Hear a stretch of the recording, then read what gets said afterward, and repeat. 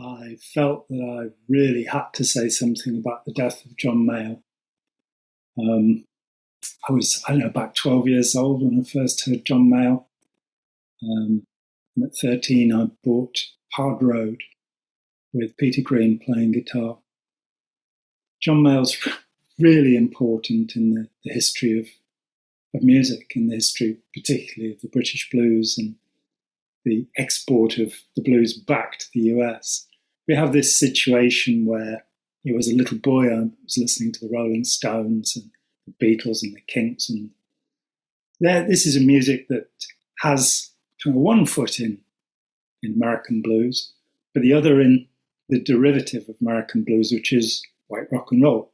So Keith Richards and co were listening to Chuck Berry, which is kind of halfway between blues and soul, a music that was called rhythm and blues at the time. And he was listening to Muddy Waters too, but he was listening to Elvis and Buddy Holly and all of that stuff.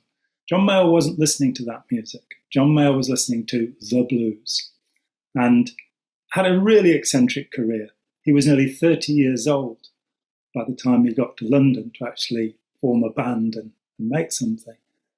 And where, say, with the Rolling Stones, you have the unknown member of the Rolling Stones, Ian Stewart, who's on all of the early albums.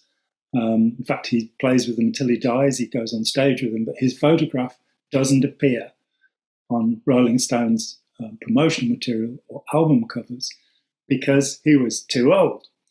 He's the pianist with the Rolling Stones. John Mayall was beyond that age, and yet we have this man, along with very few others, Graham Bond, Alexis Corner,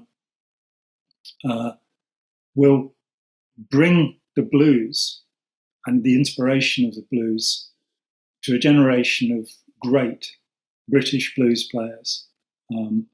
Eric Clapton, of course, played with the John Mayall's Blues Breakers. Great album with the Blues Breakers, usually called the Beano album because he sat reading the kids' comic. Eric Clapton sat reading the kids' comic on the cover. Clapton was difficult to work with. He himself has already paid a tribute to John Mayall and apologised for dragging him off into womanising and drinking. I'm not sure that John Mayall needed that much encouragement, but and Clapton was a very young man at this time. Clapton left him in the lurch a couple of times, once going on holiday to Greece and forming a band called The Glands, which none of us ever heard of. And Peter Green sat in for Clapton. You said, how are you going to replace Eric Clapton? The answer is Peter Green. Then Clapton came back, and Bethnal Green butcher's boy, Peter Green, had to go and do something else for a little while. Then John Mayall found out through the newspapers that Eric Clapton had left his band and was forming a band with Ginger Baker and Jack Bruce called Cream, the other phenomenal influence on my childhood listening, along with Jimi Hendrix and all of the great pop bands of that time. Then you have the album Hard Road with Peter Green, Ainsley Dunbar playing drums, I think John McVie, who would later co-found Fleetwood Mac, playing bass, along with assorted horn players here and there. This album was just a mainstay of my listening, and you have to go back into the last century and into the 1960s, and I can remember them even though I was there. I was young enough to remember them, I suppose, and not to be taking the things that would make you forget. And this time, I was watching something about Jimi Hendrix the other day, and this guy said, and his next CD was called Axis Bold as Love. And you're going, it wasn't a CD, mate, it was a record. You couldn't just go onto the web and grab music from wherever. You had to actually go and buy it.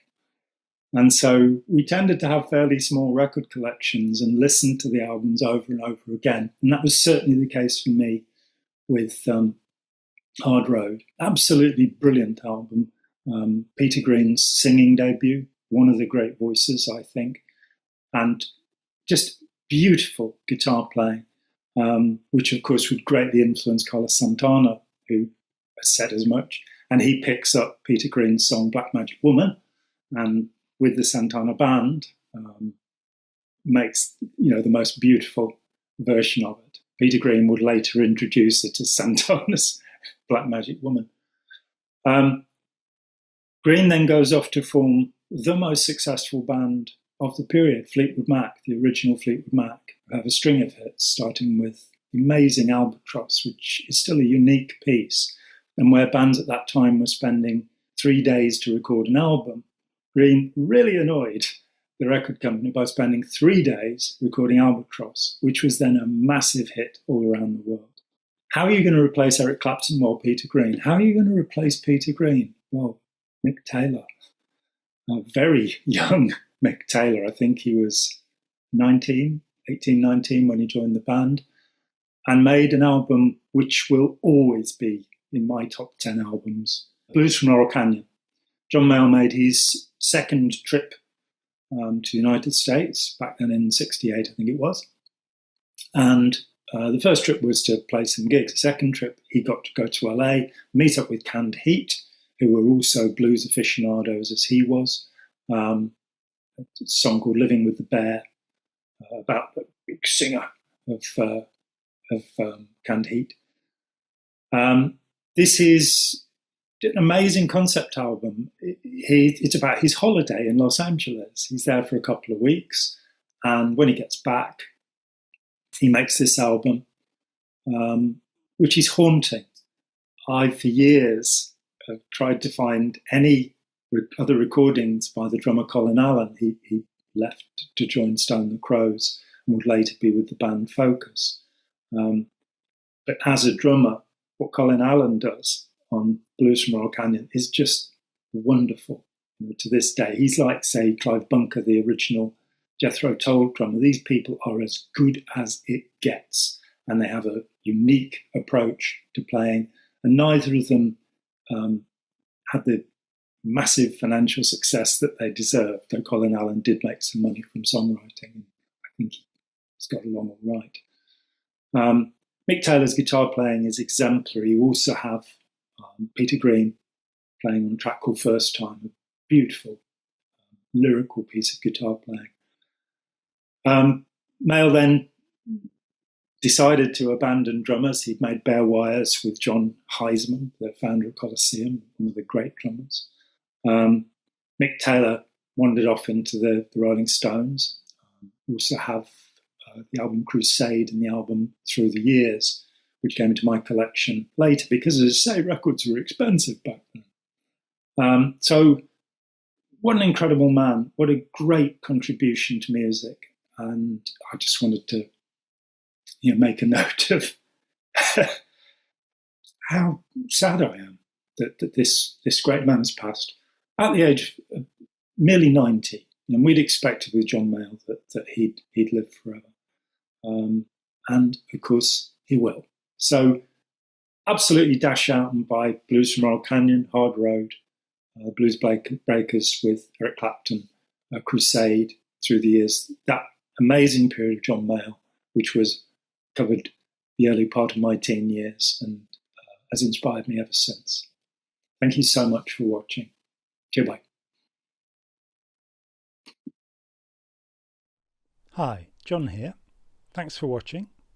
We'd appreciate it very much if you would click like, as well as subscribe, and click the bell for notifications. Every dollar helps, and we welcome new patrons on Patreon, or you can make a one-off payment with any currency through PayPal. Thanks so much.